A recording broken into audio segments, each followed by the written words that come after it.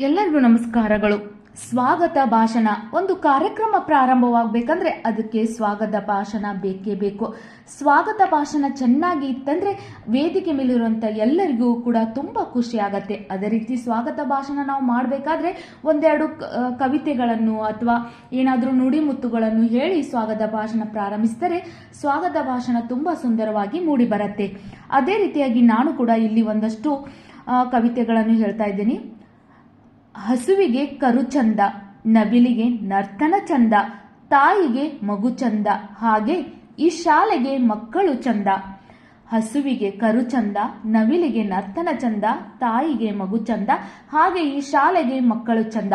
ಅಕಸ್ಮಾತ್ ಅದು ಶಾಲೆ ಅಲ್ಲ, ಯಾವುದೇ ಒಂದು ಸಂಸ್ಥೆ ಅಂದ್ರೆ ಈ ಸಂಸ್ಥೆಗೆ ಇಲ್ಲಿರುವಂತ ಎಲ್ಲ ಗಣ್ಯಮಾನ್ಯರೇ ಚಂದ ಅಂತ ಹೇಳ್ಬಹುದು ಎಂದು ಹೇಳುತ್ತಾ ಈ ಕಾರ್ಯಕ್ರಮಕ್ಕೆ ತಮ್ಮೆಲ್ಲರನ್ನು ಭವ್ಯ ಸ್ವಾಗತ ಕೋರುತ್ತೇನೆ. ಇನ್ನು ಈ ಕಾರ್ಯಕ್ರಮಕ್ಕೆ ಆಗಮಿಸಿರುವ ಎಲ್ಲರಿಗೂ ತುಂಬು ಹೃದಯದ ಆರ್ಥಿಕ ಸ್ವಾಗತ ಸುಸ್ವಾಗತ. ಈ ಕಾರ್ಯಕ್ರಮಕ್ಕೆ ಆಗಮಿಸಿರುವ ಎಲ್ಲರಿಗೂ ತುಂಬು ಹೃದಯದ ಆರ್ಥಿಕ ಸ್ವಾಗತ ಸುಸ್ವಾಗತ. ಈ ಸಂದರ್ಭದಲ್ಲಿ ಎಲ್ಲರನ್ನೂ ಸ್ವಾಗತಿಸುವುದು ತುಂಬಾ ಹರ್ಷವೆನಿಸುತ್ತಿದೆ.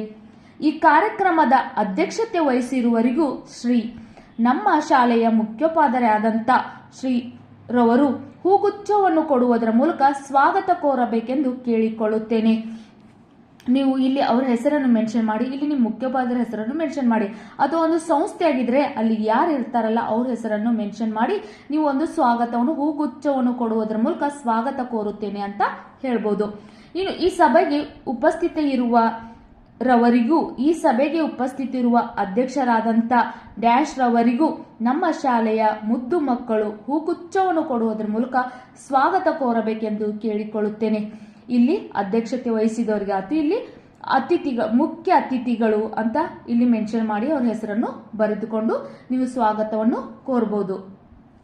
ನಮ್ಮ ಕಾರ್ಯಕ್ರಮದ ಎಲ್ಲಾ ಸದಸ್ಯರಿಗೂ ನಮ್ಮ ಶಾಲೆಯ ಸಹಶಿಕ್ಷಕಿಯರವರು ಹೂಗುಚ್ಛವನ್ನು ಕೊಡುವುದರ ಮೂಲಕ, ನಮ್ಮ ಕಾರ್ಯಕ್ರಮದ ಎಲ್ಲಾ ಸದಸ್ಯರಿಗೂ ನಮ್ಮ ಶಾಲೆಯ ಸಹಶಿಕ್ಷಕಿಯರಾದಂಥ ಅವರ ಹೆಸರನ್ನು ಮೆನ್ಷನ್ ಮಾಡಿ ರವರು ಹೂಗುಚ್ಛವನ್ನು ಕೊಡುವುದರ ಮೂಲಕ ಸ್ವಾಗತ ಕೋರಬೇಕೆಂದು ಕೇಳಿಕೊಳ್ಳುತ್ತೇನೆ.